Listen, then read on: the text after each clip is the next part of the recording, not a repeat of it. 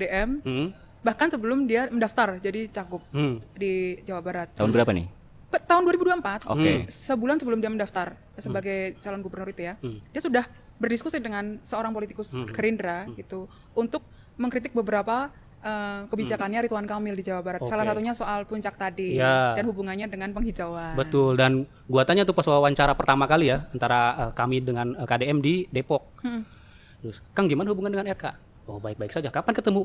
Ya di KPU. Udah lama dong Kang. Kita ketawa aja. Semuanya baik-baik aja. Iya. Tapi memang Deddy ini setelah menjabat 3-4 bulan ini ya, sejak Februari, memang banyak membuat kebijakan yang kontroversial ya, mulai dari soal mengirim anak-anak ke barak, lalu juga vasektomi meskipun kemudian dibantah gitu ya. Dan juga ada soal anggaran gitu ya, yang ternyata kalau kita dapat ceritanya juga ternyata banyak diprotes oleh orang-orang DPRD ya, Wan ya. Karena ternyata Deddy ini ketika menyusun itu tidak melibatkan sama sekali anggota DPRD. Betul. Dan bahkan sampai ada berapa kali perubahan? 5. Ada 3 kali perubahan Gi. Jadi dan kata anggota DPR itu tidak diberitahu. Memang kalau penyusunan kan tidak tidak perlu melibatkan DPR karena itu pergu bentuknya bukan perda kan.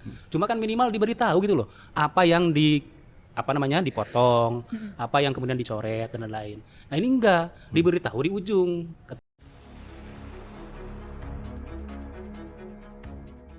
Katanya itu setelah ditandatangani. Nah ini yang diprotes lah oleh anggota DPRD gitu. Dan ternyata salah satunya juga ada yang soal ini ya, pondok pesantren itu ya, yang Betul, di Tasikmalaya. Gimana ceritanya, Wan? Dan ya banyak sekali pondok pesantren dan ada lebih dari 300 pondok pesantren yang semula itu dapat dana hibah harusnya rentangnya mulai dari ratusan juta sampai miliaran itu dicoret sama Deddy gitu. Dan ini menimbulkan protes lah dari dari banyak kalangan, bukan hanya DPRD termasuk juga pengurus pesantrennya.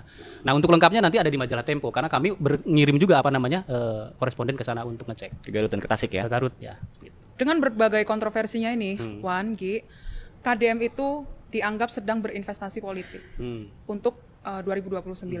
Nah, untuk menjawab itu, gue tanya dong sama orang dekatnya KDM yang memang hampir setiap hari berdiskusi dengan KDM. Gue nanya, apakah KDM ini punya intensi untuk ke 2029? Sehari sebelum gue ngobrol itu, si orang dekatnya KDM ini bertemu KDM. Lalu dia menegaskan juga bahwa saat itu mereka membicarakan soal KDM nanti karir politiknya itu kayak gimana. 2029 itu KDM ingin maju lagi sebagai gubernur Jawa Barat. Oke, artinya dia akan naik nih ke panggung nasional ya? Karena saat 2029 kan dia sama-sama di Gerindra dengan Prabowo. Dia itu tidak ingin vis-a-vis sama Prabowo. Padahal ini dia populer sekali loh, Cak, di luar Jawa loh. Bahkan di Sulawesi ada yang nanyain KDM. Terus gua tanya kan ke KDM, Kang, ada salam dari orang-orang di luar Jawa yang senang dengan konten-konten Akang. Artinya kan Akang populer di sana. Ya alhamdulillah. Tapi kan itu jadi modal politik Akang untuk naik panggung ke nasional. Wah, enggak lah gitunya. Sekarang sih bilang enggak. Masih kayak gitu dulu juga Jokowi kan kayak gitu kan. Tapi juga di internal Gerindra, KDM ini masih dianggap bukan sebagai ancaman Prabowo gitu. Tapi memang dalam wawancara dengan kita pun ya Pak di mobil tuh dia memang mengatakan belum lah ya untuk menjadi cakala untuk 2029. Masih jauh gitu ya. Ya, masih jauh lah 2029 untuk menjadi cawapres ini karena masih ada tokoh-tokoh lain juga saat itu dan bagaimanapun dia satu partai gitu ya dengan Prabowo. Padahal kami udah singgung loh waktu wawancara di Depok itu. Kang cocok loh. Jawa, Sunda, Prabowo, Deddy Mulyadi. Dia hanya tertawa aja. Ya enggak mau lah. Intinya kira-kira kayak gitu lah, menolak lah. Ya, tapi kan enggak tahu ya nasib orang enggak tahu. Saingannya Gibran dong nanti. Oh iya. Waduh. Mungkin karena itu dia enggak berani ya. Bisa jadi nih karena kan melawan Solo. Iya, melawan anaknya orang yang meminjam kereta kencananya. Lagi kereta kencana. Udahlah ya, tapi gimana Wan sikap Tempo dengan Oke, kita panggil lah yang mulia Stefanus Pramono kita untuk menjelaskan dia sikap opini. Tidak makan gaji buta. Hanya berada di balik kamera. Hanya nonton kita saja. Wow, ini dia. Ini yang ditunggu-tunggu. Dia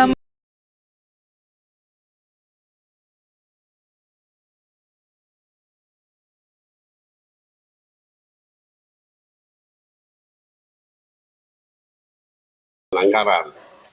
Baru ada peningkatan yang 0, sekian mungkin naik dari 2% atau sekian persen itu baru kita bisa apa nih? Baru kita bisa bicara ke apa nih perbandingan A berbandingan B. Sekarang dia baru mulai. Dia masih konsolidasi terpadu secara baik antara pemerintah kota dan provinsi. Oke, cukuplah bahasanya itu terus Bang muter-muter. Bukan, maksudnya kan supaya teman-teman ini mengerti juga. Tapi diulang-ulang Ya, terus.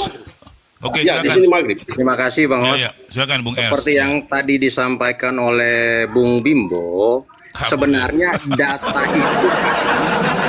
itu kan hasil dari realita dalam pelaksanaan kinerja melalui pelayanan. Ya, program Penis-penis itu kemana? program Nasir sama Bimbo. konsolidasi terpadu itu memiliki set efek menghasilkan efisiensi anggaran, sehingga ketika program ini tetap dipertahankan hingga akhir masa jabatan, maka ada pemasukan signifikan dan penggunaan anggaran yang efisien. Itu kalau kita ngelihat dari tema, maka kalau saya katakan tentang Bang Ono Srono ya, secara popularitas Bang Ono ini belum sepopuler Kang Deddy gitu ya. Kalaupun Bang Ono dikenal hanya pada lebih kental pada lingkup PDIP dan untuk yang lain-lain tidak terlalu.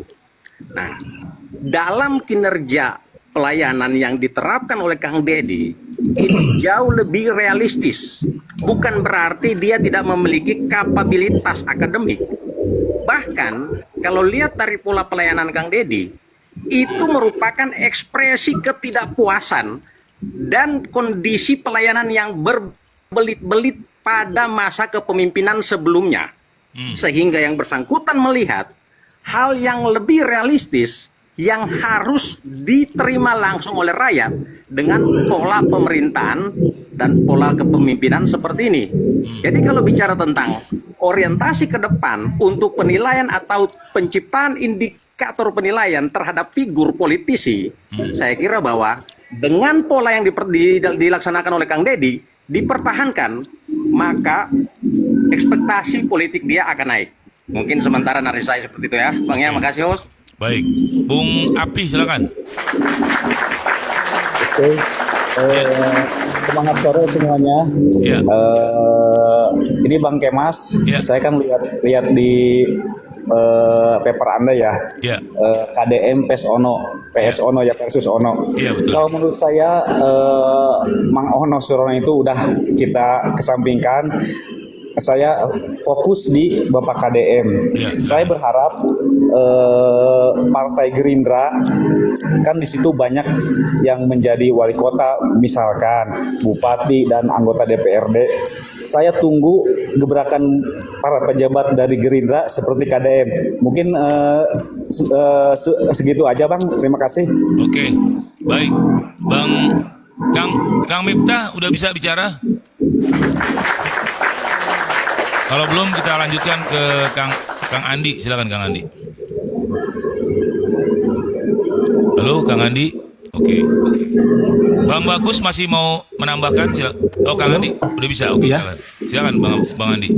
Ya, tadi saya nyimak ya Kang soal yang dibahas tadi. Yang pada intinya gini sebenarnya, fenomena KDM itu ada yang suka, ada yang tidak. Tetapi tadi saya balik lagi di awal, kalau orang-orang yang udah merasakan kepemimpinan beliau itu, saya yakin merasa puas, apalagi masyarakat. Dan ternyata tadi bahas perbandingan dengan Pak Anies, mungkin juga Pak KDM ini jadi sosok yang menakutkan di Pilpres selanjutnya. Oh gitu ya. Jika beliau Kenapa yang aku aneh itu kenapa kubu Anies selalu nyerang KDM ya? Kenapa ya? kalau itu saya kurang paham ya. Mungkin karena ke depan pertarungan akan lebih berat mungkin karena kita melihat kan KDM ini gebrakannya luar biasa. Oh gitu. Apalagi tidak hanya menyentuh ke ke halayak kecil, tapi justru luas sampai ke maksud nasional. Bang Andi, langkah Anies makin berat gitu Bang Andi? Ya bisa dibilang begitu. Karena kan kita lihat karena kita lihat saja kan popularitas Pak KDM ini sekarang luar biasa gitu. Gitu ya. Nggak hanya ngomong gitu Kang. Ya, Nggak hanya ngomong. Jadi gini, kelebihan dari KDM itu dia membangun narasi dari akar budaya. Dari ke budaya-budaya yang ada di daerah dibangun sebuah narasi dan narasi itu bisa menggerakkan masyarakat. Nah itu keren itu menurut saya. Terlepas benar atau salah itu itu istilah pro kontra ya. Tapi kalau kita melihat narasi yang dia bangun adalah narasi tradisi budaya, dan itu membuat rakyat mau bergerak ya, mau, bahkan satu statementnya keren, di mana daerah yang tidak bagus, tidak bersih, maka anggaran nggak akan turun. Nah itu kan luar biasa itu. Jadi bukan karena uang masyarakat bergerak gitu. Jadi masyarakat bergerak itu dia memperbaiki kampungnya agar juga anggaran bisa turun ke kampungnya gitu, nggak jadi selalu ada kalau kita bilang tuh multiplier effect. Jadi dia ada berefek kepada masyarakat untuk mau bergerak. Seperti anak-anak kecil kalau dengar nama KDM langsung mau makan, dan itu kan narasi ya, bukan soal benar salah, tetapi itu adalah narasi yang dibangun, adalah narasi budaya dari akar budaya di daerah setempat begitu. Itu kerennya KDM. Ya silakan. Iya, izin menambahkan juga karena saya tuh sebenarnya saya kan orang Sunda gitu ya, Kang. Iya, siap. Dan baru sekarang merasa bangga memiliki seorang pemimpin seperti KDM. Tapi bukan euforia yang terlalu fanatik, tapi kita menjadi lebih tahu warga masyarakat Jawa Barat itu Sunda itu seperti apa sih. Dan kalau melihat dari kebijakan KDM itu yang kemarin baru-baru ini tentang penggunaan uang non tunai ya untuk desa, perencanaan itu saya sangat setuju itu, karena maaf jangankan mungkin di desa-desa lain saya tidak tahu ya Kang, tapi di kampung saya itu praktik korupsinya itu kuat, karena kan kemarin itu ada dana ketahanan pangan itu kurang lebih itu 50 ekor domba itu hilang Kang, tanpa ada kejelasan. Itu kan bisa menurunkan lah, meminimalisir korupsi dari kebijakan yang akan dikeluarkan oleh Pak Gubernur ini. Jadi kalau kita ngomong terlalu tinggi tentang aturan dan lain sebagainya, sebenarnya masyarakat udah capek Kang. Betul. Kita berbicara A, B, C, tapi praktiknya di lapangannya itu seperti apa, itu yang sangat kita nantikan. Katanya gini Bang, ada yang ngomong katanya ini paniknya anggota dewan ini karena sudah ada ijon Bang, itu yang jadi mereka panik ya. Katanya Bang, ini ada beberapa orang yang Boleh bilang. masuk dikit lagi? Ya silakan. Boleh masuk lagi Bang? Iya silakan. Ya oke. Makasih Bang host ya. Ya. Artinya saya berbicara bukan adalah karena saya orang Sunda, tidak.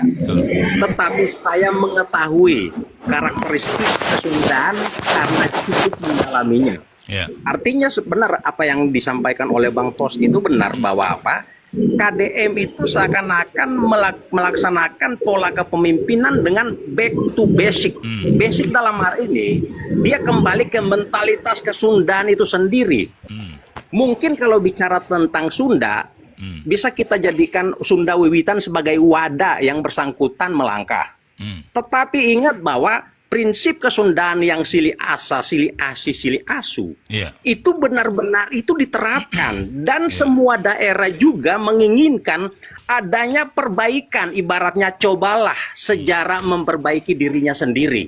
Karena apa? Kita ini semua anak sejarah, anak yang lahir dari rahim ibu pertiwi kita masing-masing dalam skup global nasional yaitu Indonesia, dan dalam skup kedaerahan kita memiliki latar belakang budaya masing-masing yang seakan-akan mulai luntur karena terjadi pergeseran akibat masuknya budaya-budaya lain. Nah, di sini KDM dia mengangkat langkah kepemimpinan dan mengimplementasikan pola kepemimpinan dengan tetap mempertahankan budaya kesundaan yang sili asa, sili asi, sili asu.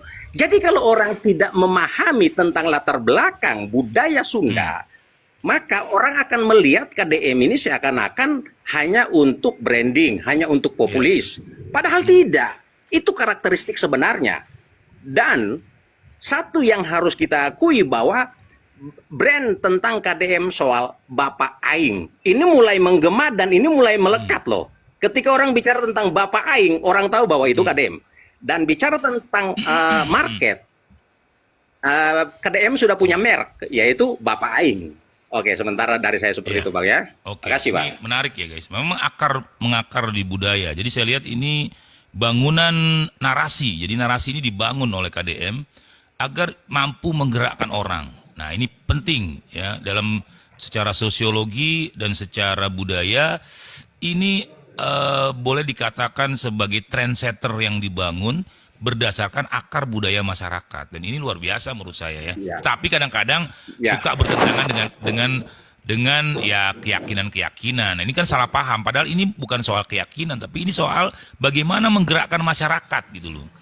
Ya, bagaimana orang ingat gak narasi-narasi seperti Nyi Roro Kidul, ini nggak boleh buang sampah di laut. Itu kan karena ini wilayah, bukan soal keberadaan Nyi Roro Kidulnya, tetapi itu dibangun oleh leluhur-leluhur kita dulu untuk supaya masyarakat itu tidak buang sampah sembarangan, tidak kencing sembarangan. Itu kan bagus, walaupun yang dibangun adalah narasi gitu. Jadi ini kan kadang-kadang kontraproduktif ketika ditarik-tarik soal keyakinan. Nggak ada hubungannya soal keyakinan gitu loh. Bang, saya tanggepin, Bang. Ya, silakan. Saya tanggepin ya. Ya. Inilah yang bergesekan dengan para penis, para penjilat Anies ini bergesekan. Para penjilat Anies bahwa ngeri kali istilahnya itu, Bos. Bisa ngamuk di bawah ini pendukung Anies ini. Iya, bahaya itu. Para penis cuma jualan politik identitas, politik agama. Itu berbenturan dengan kultur budaya. Karena budaya kita itu tadi saling asah, saling asih, saling asuh. Sahawai ayu. Nah, kalau mereka enggak. Kalau lu beda sama gua. Itu yang bergesekan, makanya mereka ngamuk. Gitu Bang, kira